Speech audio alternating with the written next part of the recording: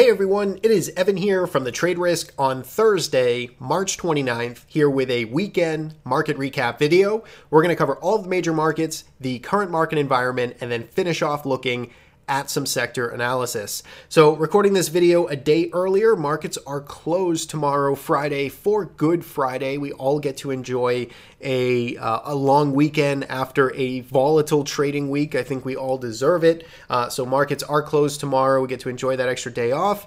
I'm recording this video a day early, kind of threw my schedule off. So I'm not doing the live video today, just going to keep it to the charts and skip the intro a bit, and we will kind of be on track with business as usual next week on our usually scheduled Tuesday and Friday videos. So let's jump into markets. This is the S&P 500 we are looking at, and today is also significant because it marks not only the end of the month, the end of March, we also have the end of the first quarter. So why don't we take a look at the quarterly view here of the S&P 500, not something that we commonly look at here. We'll look at the cash market here for the S&P 500. You can see here we did finish lower for quarter one of 2018. Each bar represents 1 quarter of trading, 4 quarters in a year.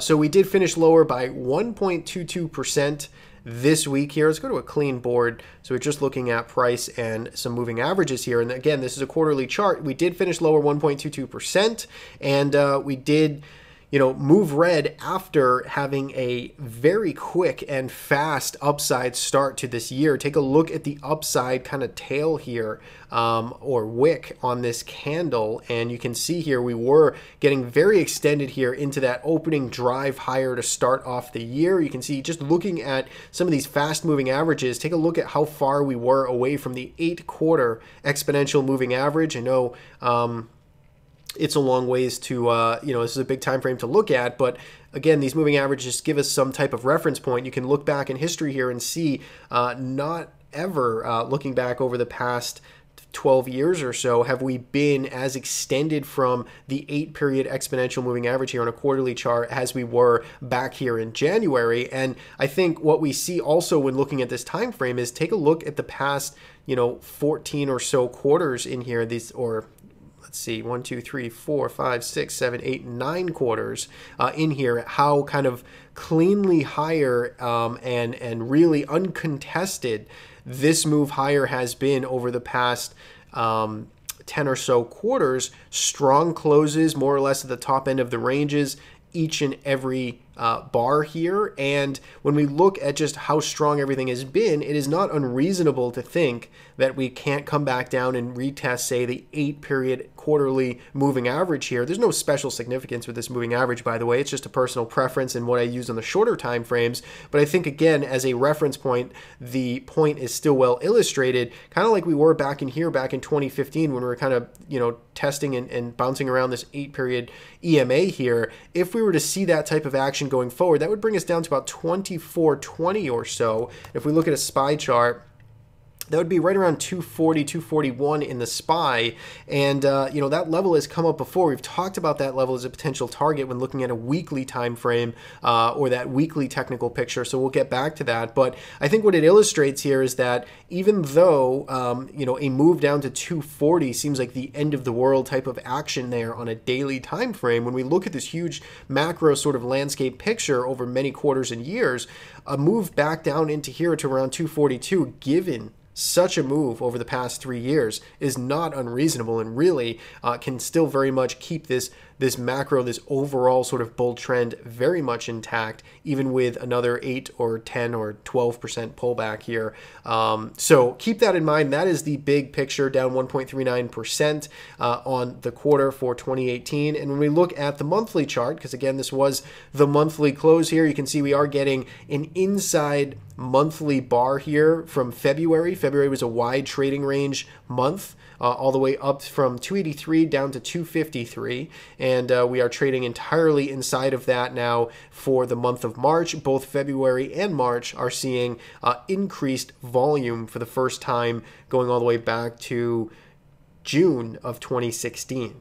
So that is the big picture here. When we go down to our sort of standard operating charts here for the weekly. Let's go back to that cash market here briefly. We'll look at that month. We'll look at this board number 4 here, which has the latest kind of picture and significant levels to be paying attention to that we've been talking about over recent weeks or over, throughout recent videos. We have the trend line that extends from the 2016 lows that is coming in right below price. We are so far continuing to hold above it. We have this sort of bear flag sort of outlook, this lens on the market here that we broke down from last week with the 6% move lower in the S&P 500. And we got no immediate follow through this week. In fact, we saw a 2% snapback this week to the upside. But keep in mind that even though the 2% retracement higher this week is constructive, we are still below a 20-period exponential moving average here, and the 8-period EMA here on the weekly chart is threatening to cross below it. So we'd almost have potentially bearishly aligned weekly moving averages, which is something we haven't seen since 2015. That is a potential if we continue to see weakness here over the coming weeks. So keep that in mind. And when we go down to the daily chart, now we have the more sort of immediate levels we can start looking at here. So a bounce back of 1.38% here on Friday. What we essentially did this week was carve out, we'll go to the SPY because I know a lot of people like to look at the SPY levels.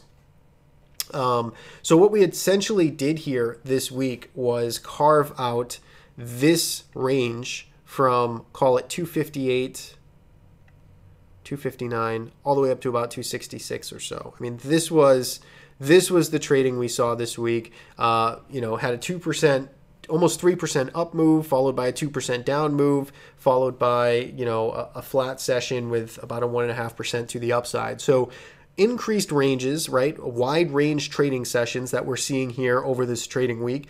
And we are seeing, basically this sideways shorter term range develop at a very key significant level, which is, the prior lows here right around 258 or so. That's where we got a lot of supply traded and ultimately, some reversals occurring at early in February. We did have this wick all the way down here, this tail all the way down here to 253. That is still a reference point for us, but arguably this 258 level is the high stakes level. It is where, again, that trend line comes into play here. It is where I think the 200 period SMA is also hovering right around this general area now. So the lows here at 2600, call it 2585 in the cash market, are the significant levels to pay attention to and to want to see this market hold. So far, it is doing it, but let's keep in mind here that from a structural basis, we are still below now a weekly 20-period EMA. On the daily chart, we're below a declining, a bearishly aligned 8 and 20-period moving average here. We're below this 266 level, which was the pivot from March. It was the highs from this week. We gapped into it on Tuesday and failed fairly immediately. And it was the highs here basically from Friday. And we do have these declining moving averages kind of hammering down on price in this general vicinity as well. So there is resistance right above us here at 266. If the market starts to get through there, I think that, again, heading into next week, that's going to be the upside target there for the bulls to take out, is that 266. And if we can get through there, then we start to look back to around 270 or so. But let's keep in mind here that we are still kind of in a vulnerable spot here, given the fact we do have these bearishly aligned moving averages. We're below the 20-period weekly moving average. We have all of this supply, so everybody in here that was trying to purchase for a potential retest or for a potential buy the dip strategy, everything is just like it was in 2017, is now underwater. And you have to understand that while price, if price can break through this resistance here and start to head higher up towards 270, we have what we'd expect anyway, motivated sellers up here to sell out at break even, to get out of losing positions at a break even price. That would be the expectations of and essentially the definition of overhead supply here that we have to think about and contend with if we are thinking of purchasing right here. I'm not saying you can't purchase right here. Everybody's strategy time frame is going to be different. I just think you have to understand structurally that this market still is a bit messy here. It's still vulnerable, and I'd still consider the sellers to have control over this market on really the daily time frame here, and potentially this time frame until we can start to get above the 20 period exponential moving average. That's generally what I like to see for the weekly time frame. We still have to give the benefit of the doubt to the sellers here. It does not mean we can't rally. It just means we should still be fairly cautious or mindful of new exposure that you're putting on. If you're tactical and you're nimble and you have experience being active in the markets, absolutely, you can put on exposure here, trading against 258 or so. You could have some tight risk to reward setups here.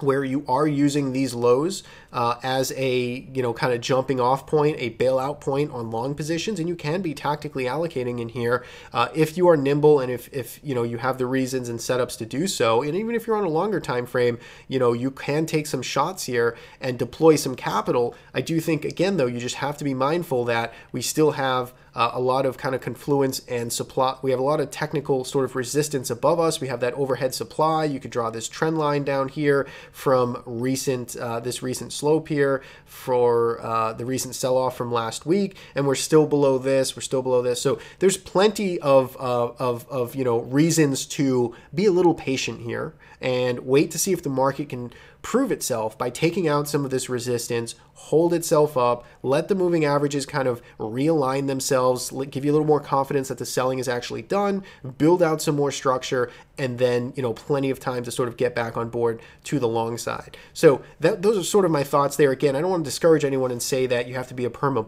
bear here, because that is not my intention. I'm just trying to frame out this market structurally from what I see as being the path of least resistance, which is still lower at this point, in my opinion. And on the downside, this 258, I think it's high stakes, and that's the level we want to be paying attention to.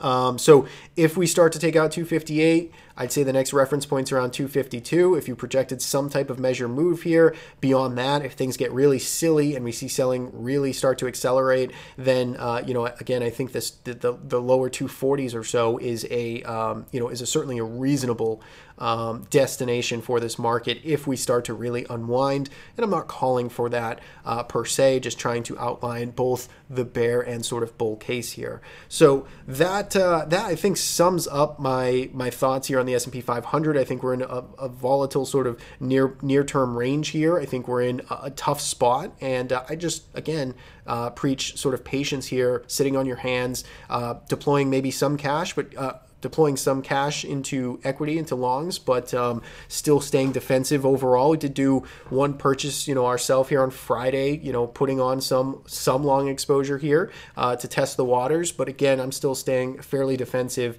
in my personal swing trading account. And if we continue to see strength hold and volatility decrease, and these levels continue to be respected for the bulls, then I will happily continue to increase that exposure next week if this market is giving us more signs that it is potentially breaking out to the upside. So that is the S&P 500. Let's go to the Russell 2000 next, which you can see here again, weekly time frame. 1% did briefly undercut last week's lows, but buyers did step in and kind of rally us back above last week's lows here. And again, still closing below the 20 period weekly moving average, but it's holding at this sort of dual inflection area here that we've talked about for the past couple of videos, right around this 150, 149 slot. You kind of got this trend line coming into play, and you get this sideways round 150 number, and then you get this kind of prior flat resistance and support level going all the way back to a couple of months here. So we did get a little bit of reaction on that, getting that bounce. Not the most convincing close here. You still get declining 8 and 20 period moving averages here as well. For the IWM on the upside, I'd really like to see this 154 to 155 level taken out and cleared above. And if we can start to do that, then this, suddenly starts to shape up pretty attractively if we can start to take out resistance, this resistance here, get above these moving averages, take out 154, hold above it, then all of a sudden we have a nice clear shot and potential sort of target back around 160. And on the other side, things get much uglier and much more dicey if we start to lose this 149, 150 level here. If we lose this confluence here, then we have a potential bigger breakdown on our hands, and we would start to look at 145, and then below there it really kind of drops down all the way to the lower end of the range here from 2017. So quite a bit of an air pocket in the Russell 2000 if we start to break down here once we get back below 145. And then the NASDAQ 100, which was hit the hardest last week, and was kind of the lowest to bounce back in terms of relative performance this week, only 1% to the upside. You can see closing below the 20 period. It did undercut last week's lows, did find some buyers there. It was, again, at a area which has some confluence around it, this 156 area. This was some resistance here back in November and December, acted a little bit in February in the sell-off as sort of a closing level as well, and found some support there. Got this trend line in here as well. So once again, really markets are holding where the high stakes levels are basically placed across the board. So we want to see those levels continue to hold. Q's upside target or upside resistance we would want to see taken out to feel better about it. It's 165. So you can see the Q's definitely have more work, more of a bounce to sort of cut out for itself to break above to get this market repaired and looking a bit healthier. Say above 165 or so, that would be the very constructive sort of level to reclaim and hold above. Till then, again, we want to have a slightly defensive posture, play those bounces, but be tactical, understand your position size, risk management, so on and so forth.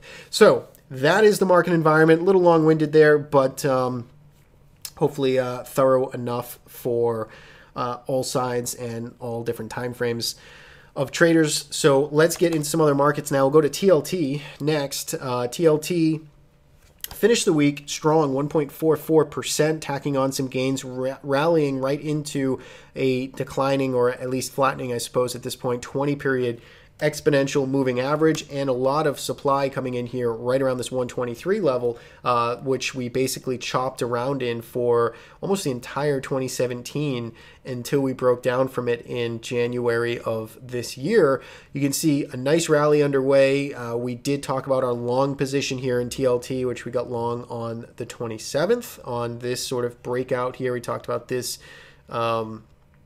base that it emerged from. We sold a piece of our trade here today. We're playing it via TMF. So this is a 3x ETF on the TLT, long treasury bond. And we did sell a part of this trade here today, still holding the rest, seeing if we can get a little more out of this next week, ultimately looking for a potential sort of tag of this, maybe all the way up to 123, this kind of yellow line on my chart. Got pretty close to it today, took some profits. We'll see if we can get more into this 123 or so, but short-term bulls are in, have this trend at their back, little momentum building there. Weekly chart, be aware that you are rallying into this overhead resistance, overhead supply. So, just like we are going to be quick to dump this position once we see momentum start to give way and, the short-term trends start to give up, we will exit that position. So that's TLT. Nice progress this week. USO ended up finishing down 1.43%. Had a strong week last week. We talked about the rally right into the prior highs here from January. It pulled off of it into some rising moving averages. So far, nothing seems too out of the ordinary here. A little bit of a pullback. I think you get a clear breakout level around 13 and a quarter, 13.30. If we start to break out above there, expect potentially more momentum and another trend, another leg of this trend higher to emerge. If we stay below it, then we'll have to see if we can put in a higher low and base out above some of these moving averages. So far, though, bulls still mostly in control. Natural gas had a nice pop today, gave some of that back right into this critical level, kind of failed at this 2264 level. Makes sense. That has been a pretty important level over recent trading months, and natural gas did still finish the day with some gains. In the week, 4% to the upside, took out last week's highs, so very constructive to see here. I like the potential for this to, be a higher low here. I'd really like to just see this base out and hold above this 2265 or so for a few days, get these moving averages flipped around, and maybe you have a decent long entry on your hands there for natural gas to float higher into some of the earlier highs from this year. So something to pay attention to if we can get a little more strength, if we can get this market to hold above this 2260 level. Next up, we'll look at gold. Gold here unfortunately fell apart a bit this week, 1.43%. Had a 2.5% move higher last week, so you could say that it gave back about 60 or so percent of last week's move, maybe a little bit more than that, closer to 70, about 65% or so. And did start to lose this 20-period moving average here on the daily chart. We exited our GLD position on Wednesday right here, got stopped out for with our trailing stop.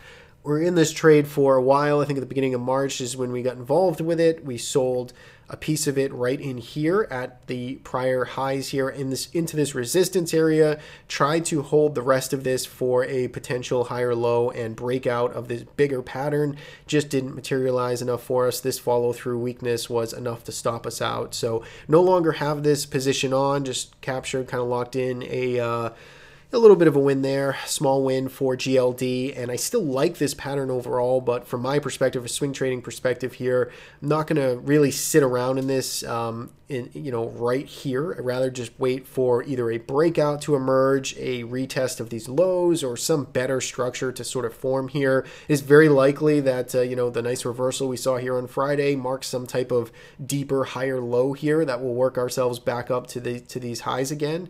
If that's the case, I have no problem sort of buying back over here if we start to really break out on a weekly sort of pattern here. But for now, had to give it up and just wait and see kind of how that ends up developing into next week. Silver, basically same thing, a lot of weakness this week. I don't want to say a lot of weakness. It was up 1.23% last week, gave back 1.09% this week, but it is right back to support. If you're a silver bull, you want to see this hold right in here, right around 15.25. If we start to break down on volume, that would be bearish on silver for sure into next week. You may even get a nice continuation pattern to the downside here in silver if we start to break down from these lows. So keep that in mind at support, trying to hold here on Friday. Something to pay attention to early next week. So that, I think, covers all of the major markets. Let's look at the sectors now.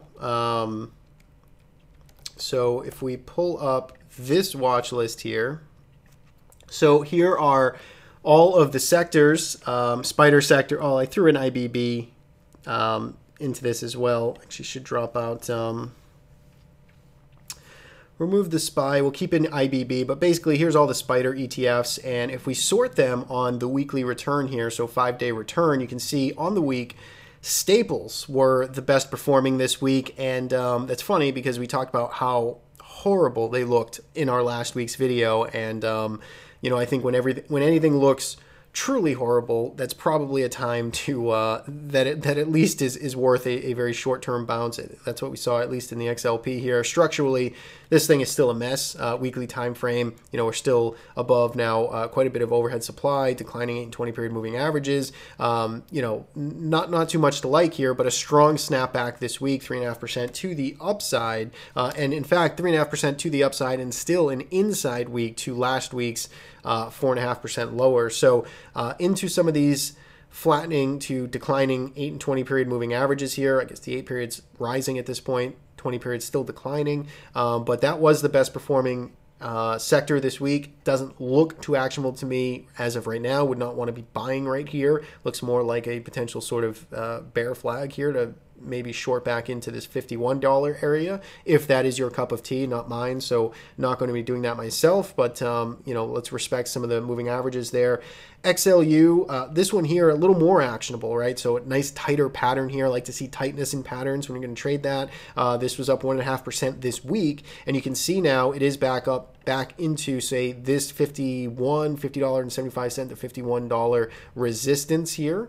We've found some resistance here in January. We broke down in early February, and then it's been kind of carving out this slightly higher low formation and moving sideways a bit. So this to me is a little more actionable. It's a boring sector overall, but it is more certainly defensive, but it is shaping up with a tight pattern here. If you're looking for more mean reversion from the bigger breakdown from December and January, then maybe we'll get it if we get this clearance of $50.80. And industrial, surprisingly, number 3 here, but all things considered, doesn't look that attractive overall as a pattern. XLI did happen to be the 3rd overall in terms of relative performance this week, but it really, not too much is interesting here. I think it looks very similar to the S&P 500. You got this significant low here right around $72, which coincides with the February lows. If that starts to give way, then this gets pretty ugly. In fact, you can kind of see, if you're look here, you got this kind of like rounded formation. So you get this impulse leg down, and then you get this little rounded right here.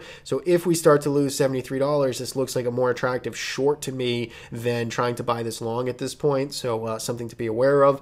And we'll look at number 4 here is energy. We talked about energy. This is a tight pattern as well, like tight patterns to trade. So something to keep an eye on. Talked about this as being a potential sort of new leadership group. If the market starts to really sell off and XLE can stay resilient here, mostly chopping around, maybe it emerges as some type of new leader here when all of the fear is sort of washed out of this market. We'll have to see. For now, it's a tight pattern, 69 on the upside, 66 on the downside. Let's look at the bottom 3 candidates here. So IBB was down 1.29% this week. So very much here holding this 105 level, which is, has acted as support in early February, in early March, and now again here at 105, you are seeing some buyers step in. Still got declining 8 and 20 period moving averages, so still looks pretty vulnerable to me. 105 short entry down here if we started to break below it, but as long as it can hold, if this can move sideways long enough,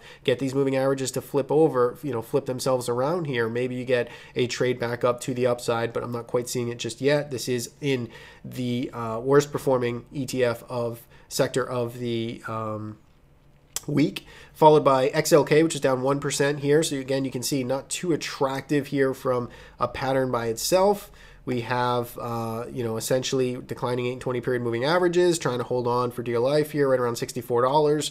Let's see if that can happen heading into next week. And then discretionary ETF, which briefly was getting some structural closes below these recent lows here, right around 99. Yesterday on Wednesday, you got a close down here looking like this was going to be pretty ugly here on some high volume. That's because Amazon is part of this makeup here, and with the recent Amazon weakness spilling over into the XLY, this makes sense as to why it was so weak here on Wednesday. Did repair itself. Amazon had a snapback here late in the week, and overall the sector ended up holding itself up into the end of the week, but still vulnerable if it starts closing again meaningfully below this $100, $99 level or so. So that I think covers pretty much everything I wanted to discuss. I know it's a long one, but get the extra day off, so hopefully you guys get to enjoy this video. Hopefully you had a good week trading, and I think we still got some fun times ahead, so let's prepare for next week. Hopefully hopefully this video sets you up for some levels and things to think about. So thank you so much, as always, for watching here. You can subscribe to our YouTube channel to stay up to date with all of the videos, Tuesdays and generally Fridays. This one's Thursday just because of the holiday. Thanks so much, and I will talk to you next week.